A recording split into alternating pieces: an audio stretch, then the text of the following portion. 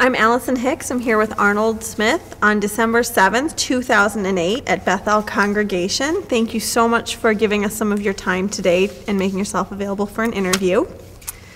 So I wanted to start with your family first coming to Phoenix. You had mentioned to me you were 8 years old. Tell me about why your family ended up in Phoenix and what it was like when you moved here. And my father had a bad case of sinuses and was here in 1928 and was here for a while, came back, then came here again in 1929 for, I don't know, several weeks, and felt just very, very good being here. And the next thing we know is my father sold everything in New York, and we came to Phoenix.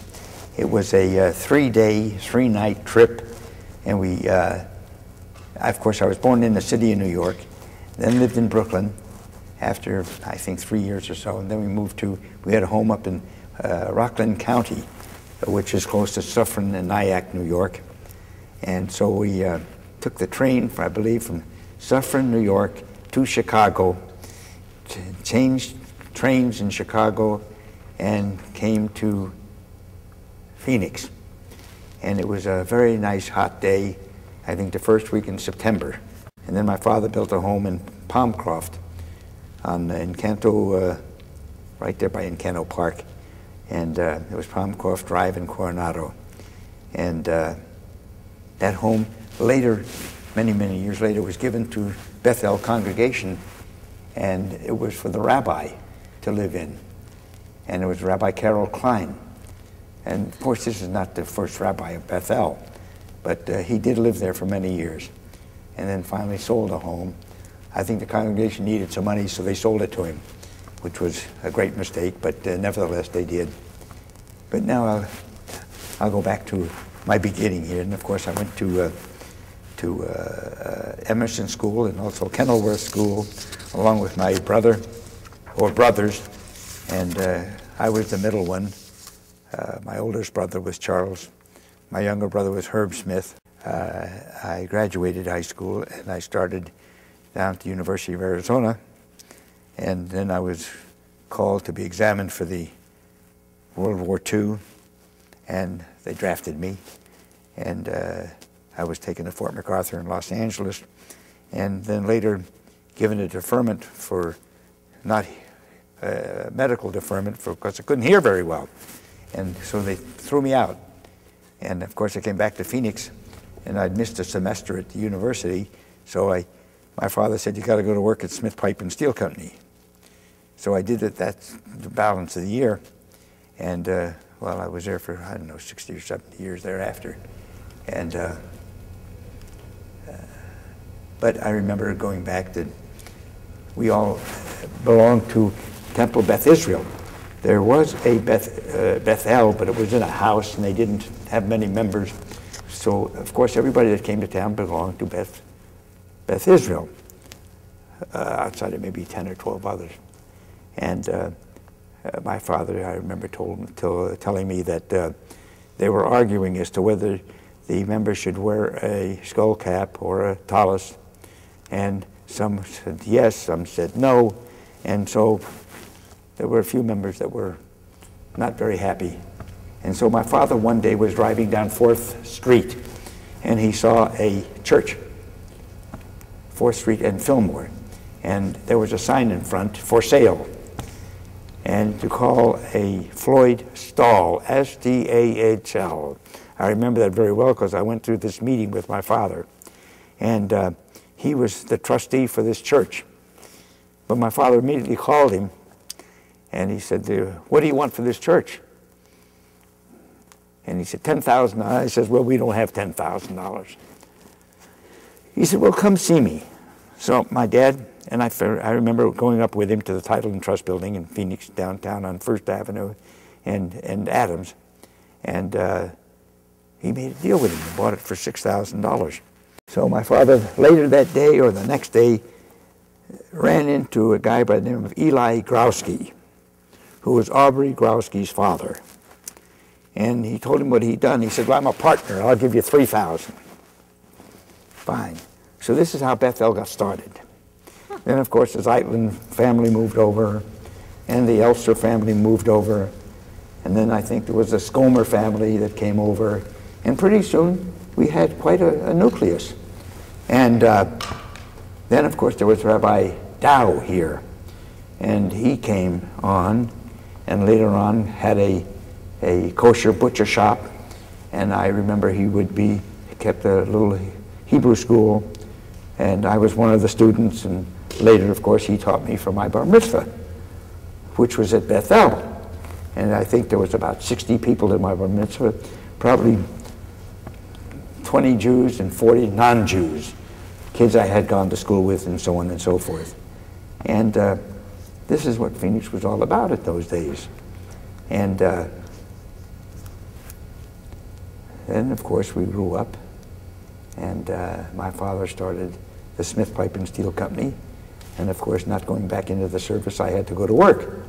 Now let me ask you a question about that before we get into the Smith Pipe and Steel. Okay. You mentioned that you started at U of A and were then drafted in 1942.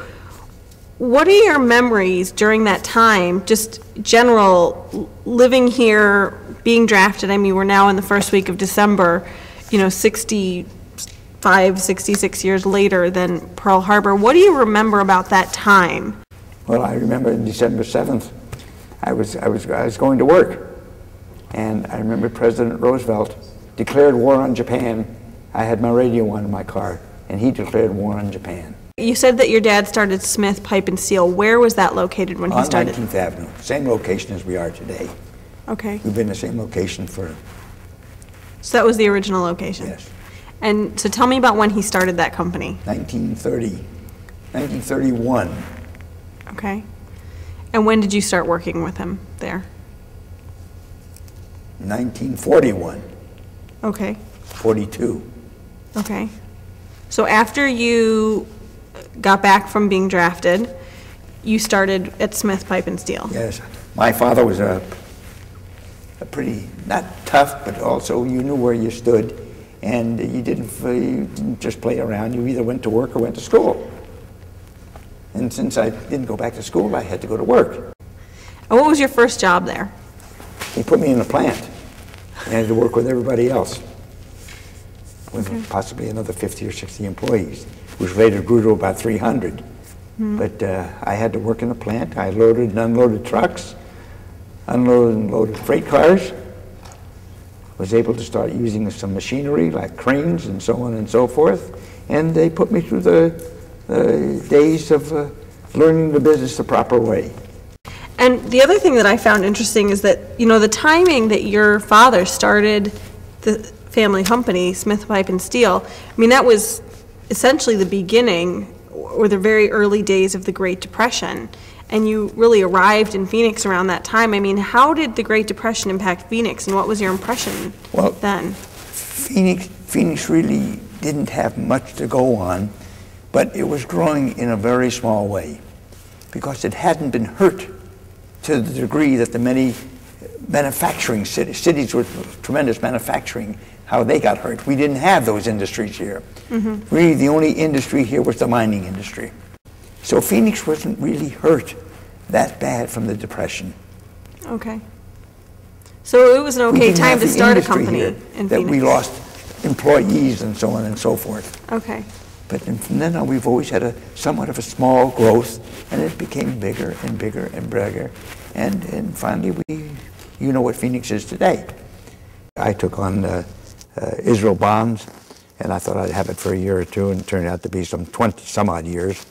And during that time, I was very fortunate to go to Israel probably a dozen times, and then met Yitzhak Rabin, Shimon Peres, and then, of course, I was the original board member of the Wiesenthal Center in Los Angeles, and I hosted Mr. Wiesenthal here in my home, as well as Simcha Dinitz, who was the Israeli ambassador to the United States. And I've had Rabin, who stayed with me at my home, and of course I've spent a lot of time with him when I was in Israel, and got to see him after he was even prime minister. And then, of course, I met him one time at the White House with President Clinton. Wow. They were very friendly. And I had a very good association with the President Clinton and also his wife Hillary, because I have a son-in-law by the name of Brian Greenspun, lives in Las Vegas, and he went to Georgetown University as a young student, and of course he had a roommate by the name of Bill Clinton. Ah. So after Bill Clinton became president, or even while he was running, we all campaigned for him, and I had him here in my home on a couple of occasions, and even after that, after he was president, he was in Phoenix, he stayed in my home one evening, or a couple of times. Well, thank you so much for giving us your time today for the interview. It's been absolutely fascinating, and we really thank you. Thank you so much. Appreciate it. Thank you.